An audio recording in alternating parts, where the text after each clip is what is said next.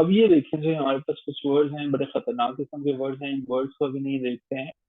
अभी हम सिर्फ एक कहानी पढ़नी है और कहानी में जो वर्ड आएंगे उनको हम समझने की कोशिश करेंगे। अच्छा जी, ये इसका फॉन्ट साइज कैसा होगा?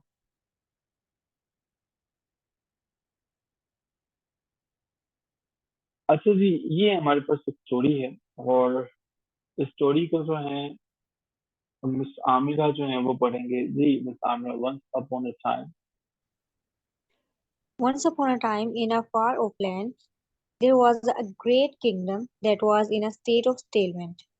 The king and his अच्छा जी, advisors. ये सेल मेट को जरा देखिएगा, अंदर मैं आपको रोकूंगा। सेल मेट जो है, पुराने वक्तों की, पुराने जमाने की बात है। दूर कहीं एक जो है वो देहात था, गांव था, और बल्कि गांव भी नहीं थे, किंगडम थे। और वो किंगडम वो थी जो कि स्टेलमेंट की सिचुएशन में थी। अगर इसी स्टेलमेंट को मैं दरम्यान में डैश डाल दूं, स्टेल, स्टेल मेट जो है वो स्टेल मेट एक ऐसी सिचुएशन होती है जिसमें दोनों की दोनों पार्टियां जो हैं वो एक ऐसे मोड़ पे आके खड़े हो जाते हैं कि आगे बढ़ना नामुमकिन है। जैसे पाकिस्तान तहरीक इंसाफ और पाकिस्तान मुस्लिम लीग नून, ये पीडीएम लोगों ने कहा कि भाई मुल्क का कोई हल निकालते हैं, ठीक है, लेकिन हल क्या निकालना था? दोनों के दोनों जो है वो दोबारा से, जब चौधरी परवेज लाई के घर पे जो है वो रात को उन्होंने जुम्मे वाली रात को अटैक किया, उनको जो है वो टेलीविजन सबको बुला लिया, तो वो एक सेल मेट में चले गए। ठीक है, आमतौर पे इस वर्ड को याद करने के लिए ना मेट कहते हैं दोस्त को। याद है क्लासमेट होना, बैचमेट होना, यहाँ तक तो याद होगा। बैचमेट होना वो होता है मेट।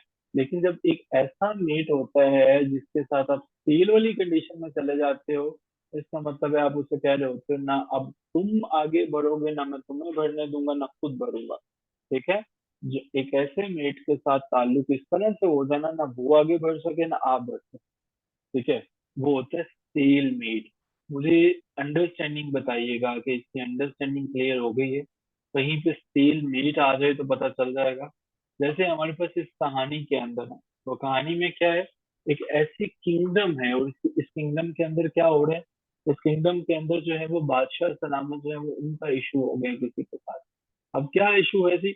वो ये है कि वो स्टील मेट के आगे नहीं बढ़ रहे हैं। अब किसके साथ रोला है, पढ़ने की कोशिश करते हैं जी please.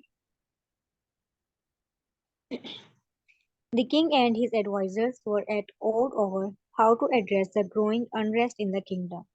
The citizens were divided, and the level of vitriol among them was at an all-time high.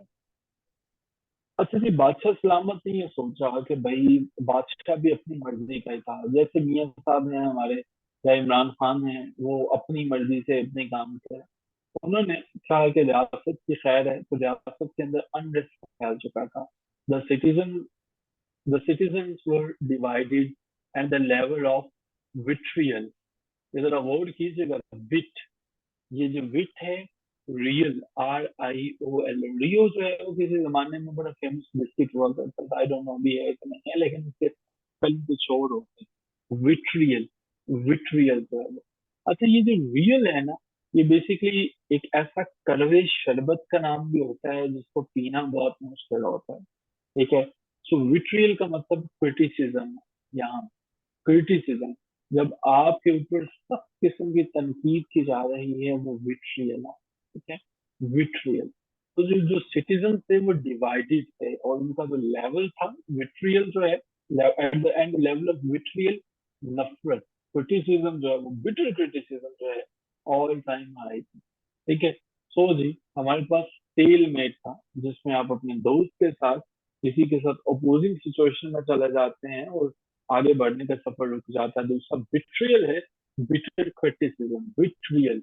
जैसे ये सिटीजन हैं जो डिवाइडेड थे, ऑल टाइम हाई जो है वो बादशाह के खिलाफ बातें करते जाते थे। दो वर्ड हमें याद हो जी please. The king was a proponent of strict laws and harsh punishment for any dissent.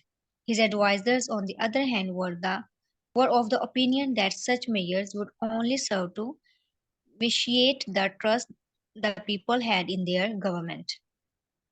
बादशाह सलामत अपने वक्त के बड़े स्ट्रिक्ट लॉज के प्रोपोनेंट थे, और वो आपने देखा होगा आईफोन 13 प्रो। देखिए प्रो का मतलब होता है जो बंदा तेज होता है, जो एक्टिव होता है, और एक्टिव होने के बाद पोनेंट का मतलब होता है जो किसी थ्योरी को लेके आता है, किसी आइडिया को, किसी नजरिए को लेके आता है कि अच्छा मुझे लगता है कि पाकिस्तान के अंदर अभी इलेक्शन हो जाए तो ठीक है। तो एक ऐसा बंदा जो नए आइडियाज को लेके आता है। तो बादशाह जो है वो उसको एक आइडिया सूझता है, वो कहता है कि लोगों के ऊपर लॉज को सख्त करते चला जाओ, इनको पनिशमेंट दो फॉर एनी लाइसेंस, कोई भी इख्तलाफ करता है। ठीक है। एससीएम सेंस का तो पता है, इसी सेंस के पहले जब डिस लगा देते हो, जैसे डाइसेंस कहते हैं जो इख्तलाफ रखने वाला है। उसके एडवाइजर्स ने कहा बादशाह सलामत खुदा का खौफ करें, इस तरह के जो जब आप मैयत करेंगे ये विशिएट करेंगे। विशिएट करना किसी का किसी का एतमाद कम करना। अगर किसी चीज के बारे में इस्तेमाल होगा विशिएट, इसका मतलब है क्वालिटी पुअर करना, कि ये तो क्वालिटी को एतमाद को पुअर करेगा। लेकिन बादशाह ने उसकी एक ना सुनी। जी please as the kingdom. As a kingdom's quandary depends, a group of rebels emerged, calling themselves a conclave of the just.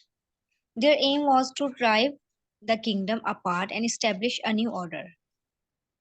बादशाह ने अपनी वही प्रोपोनेंसी को जारी रखा। उसने कहा लाइसेंस लोग होते हैं हो जाए, विशिएट उनका ट्रस्ट होता है हो जाए। लेकिन उसने जो है वो जैसे जैसे अपने एहकामात को लगाता गया, किंगडम क्वेंड्री डीपन। क्वेंड्री कहते हैं एक ऐसी सिचुएशन जिसमें लोग परेशान हो जाते हैं, प्रीप्लेक्स हो जाते हैं, लोग परेशान होते चले गए। क्वेंड्री, जो क्वेंड होता है ना, आजकल एक चैनल है पाकिस्तान में जो कि जैसे ही पीडीएम की हुकूमत आई है वो खतरे में चला गया, वो परेशान रहते हैं वो लोग। आई एम श्योर कि क्वेंडरी के स्पेलिंग अब कभी नहीं भूलेंगे, क्वेंडरी। और इसका मतलब ये है परेशान होना। ठीक है। आपने इनको अगर आप जूम करें तो आपको पता चल जाएगा मैंने स्पेलिंग में क्या तब्दीली की है। सिर्फ कैपिटल किया है, क्वेंडरी, परेशान हो जाना, एक अनसर्टेनिटी की सिचुएशन में चले जाना। as the kingdom's country deepened, जैसे जैसे उनकी परेशानियां जो है वो किंगडम की बढ़ते चला गया। ठीक है। A group of rebels emerged, calling themselves the conclave of the just। conclave कहा जाता है प्राइवेट मीटिंग को, जैसे ये तालिबान की मीटिंग है, इस तरह से रेबल्स का एक ग्रोह जो है वो आ जाता है और वो क्या करते हैं, वो अपनी एक मीटिंग शुरू कर देते हैं। Their aim was to राइव। राइव का मतलब होता है डिवाइड कर देना, लोगों को अलग अलग कर देना, उनको टीयर अवे कर देना। उन्होंने कहा कि रियासत जो है वो उसको हम टुकड़े टुकड़े कर देंगे और अपना नया ऑर्डर जो है वो कायम करेंगे।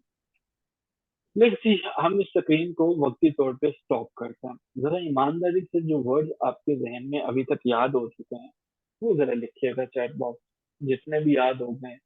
कनक्लेव आप प्राइवेट मीटिंग को कहा था, जो भी याद हो गए, जितने भी याद हो गए, जरूरी नहीं है कि वो सारे के सारे हो गए, जो भी हैं आपको, जो अभी आपको याद हो चुके हैं।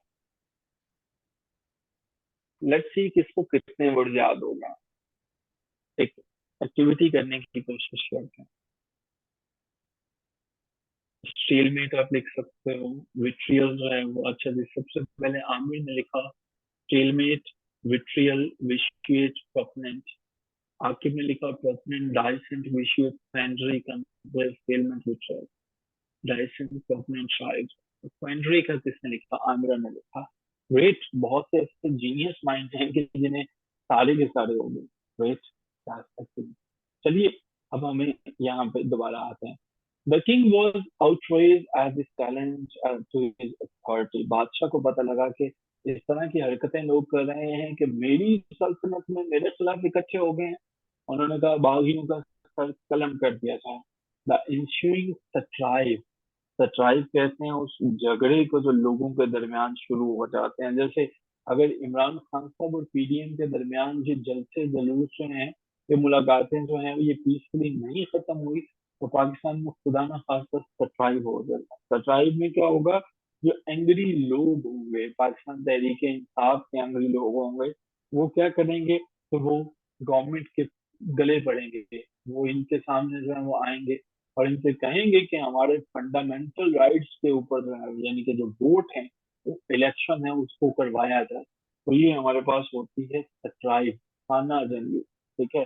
तो ये इसको जो है वो हम कहते हैं। 27 में हमारे पास आ गया एक जॉब। अब यहाँ से आगे चलते हैं जी। Please despite the rebels best effort.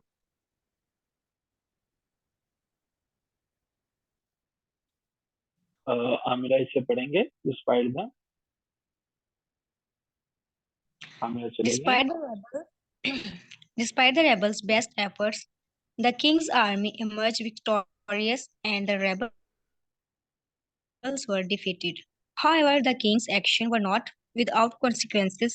Many innocent people were punished with im- impunity, and the kingdom's reputation was shoddy in the eyes of the world. Okay जी, हमारे पास एक वर्ड आ जाता है इम्प्यूनिटी। तो इम्प्यूनिटी किसे कहते हैं? इम्प्यूनिटी का मतलब होता है माफी, किसी को सजा से बचना दे देना। So innocent people were punished with impunity. कईयों को जो है वो सजा से बचना जो है वो दिया गया, कईयों को पनिश किया गया। And kingdom reputation was shoddy. Shoddy का मतलब होता है बुरा होना। जैसा कि मैंने आज मॉर्निंग में वर्ड यूज किया था, शॉडी सेंसेस। एक ऐसी सेंस जो भी होंगे वो एक बैडली मैनेज जो है वो senses in the eyes of the world. The king consumed by average. ये राइस जो है वो इससे पहले जो है वो एवरेज लगा है, AVA लगा है। लालची को कहा जाता है एवरेज जो है वो। तो जी बादशाह सलामत बहुत लालची हो गए। उन्होंने कहा मैं तो अपने एडवाइजर्स की बात नहीं सुनता। The people lived in fear and the kingdom's convoluted politics continued to worsen. Convoluted, लिपटी हुई, कम्प्लेक्स, मुचीदा सियासत जो है वो और बुरी होती चलेगी, जैसे आजकल पाकिस्तान के अंदर है। तो जी हमारे पास यूनिटी, शॉर्डी, एवरेज, कन्वोल्यूटेड, ये हमारे पास आ गया। As 3rd May approached, the anniversary of Press Freedom Day, ये प्रेस फ्रीडम डे के हवाले से है। The people begin to voice their concerns to the lack of freedom। अच्छा जी, अब यहाँ पे हमारे पास जो है जो वर्ड हमारा आता है, fair enough, we're done with it। तो जी ये हमारे पास वर्ड्स हैं। पीपल्स क्वाम, क्वाम कहते हैं किसी भी चीज, किसी भी फीलिंग को जो बहुत बुरा होना। तो जी as my third approach the anniversary of press freedom, the people began to voice their concerns about the lack of freedom। 3 मई का दिन आता है, उस किंगडम में शोर मच जाता है कि हमें हमारे हक दो। The king response was a heavy cloud to any who dared to speak out. Cloud कहते हैं बहुत ज्यादा, किसी भारी बर्तन जो है वो ब्लो किसी को देना, किसी को इतना भारी तरीके से सजा देना तो वो उसके बाद कभी उठने की हिम्मत ना कर सके। अ वेरी हैवी ब्लो, किसी बहुत सख्त चीज से किसी को मारना, बड़ी गहरी सजा देना। बादशाह सलामत ने कहा कि जो बोलेगा उसका सर तन से जुदा कर दिया जाए, heavy club. But the people swam swam, लेकिन लोग मानने को तैयार ही नहीं थे। लोगों की क्वाम्स यानी कि परेशानियां, फीलिंग बढ़ती चली गई। क्वाम कहा जाता है किसी एक पर्सन के रवैये की वजह से परेशानी बढ़नी। जैसे यहाँ पे बादशाह वक्त के जो है वो रवैये की वजह से उनकी परेशानी बढ़ रही है। तो लोगों की परेशानी है कि बढ़ती चली जाती है। A group of brave journalists inspired by the spirit of Press Freedom Day began to publish stories about the injustice in the kingdom। लोगों ने, जर्नलिस्ट ने पब्लिश करना शुरू कर the stories. Their stories were a catalyst of change। The people began to demand reform। The king was forced to listen in a private meeting with his advisors। The king's politics had been a failure। हमारे पास कोई तकरीबन 13 से 14 words हैं। अभी सिर्फ chat box के अंदर जो है वो इन वर्ड्स को एक दफा लिखिएगा, स्पेलिंग आपके पुख्ता हो जाए। अभी जो नोटबुक्स हैं उनको छोड़ दें, सिर्फ मैं वर्ड बोलूंगा आप सिर्फ लिखेंगे। स्टेलमेट, वर्ड है जी स्टेलमेट। स्टेलमेट, सिर्फ स्टेलमेट लिख दीजिए। स्टेलमेट, स्टेलमेट का मतलब एक ऐसा मेट, एक ऐसी सिचुएशन जिसमें आप जो है वो आमने सामने हो जाते हैं किसी से और सिचुएशन जो है वो बिगड़ती चली जाती है, बेहतरी की तरफ नहीं आती। Vitriol, vitriol, vitriol, vitriol, very good. दूसरा वर्ड है जी विट्रियल। इसका मतलब है किसी की क्रिटिसिज्म। ठीक है। तीसरे नंबर पे vitiate, vitiate, vitiate, VITIATE। Vitiate का मतलब होता है किसी को स्पॉइल करना, किसी चीज को खराब करना। राइव, राइव, राइव, राइज का मतलब होता है स्पिल्ट करना, ठीक है। अच्छा जी, क्वाम, टेस्ट लेना चाह रहा हूँ बस, क्वाम, क्वाम जो है वो क्या होता है, क्वाम का मीनिंग क्या होता है, ये जरा मुझे बताएं। क्वाम के मीनिंग क्या होते हैं जी? और आखिरी वर्ड है जी क्वेंड्री, क्वेंड्री जो है वो इसका मीनिंग क्या होता है? स्टेट ऑफ परप्लेक्सिटी, ठीक है। That's all for today. ख्याल रखिए अपना, असाइनमेंट्स मैंने लिख दीजिएगा सारी की सारी जो है।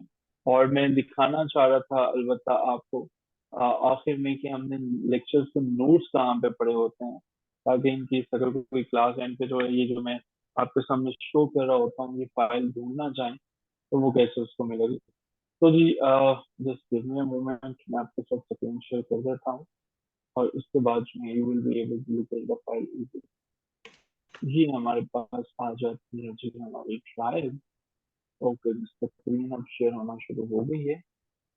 अच्छा जी, ये है हमारे पास बैच 27 की digital library.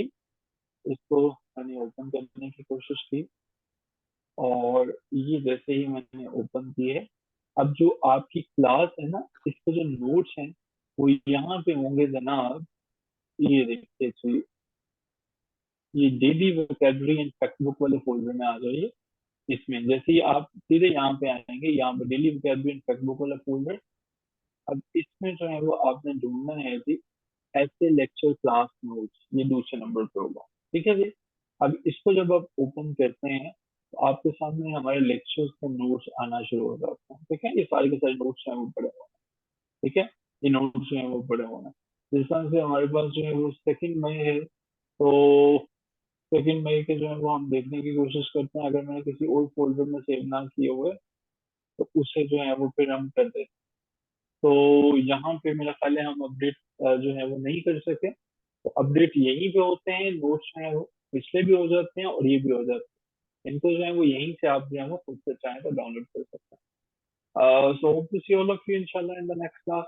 Till then take care of yourself.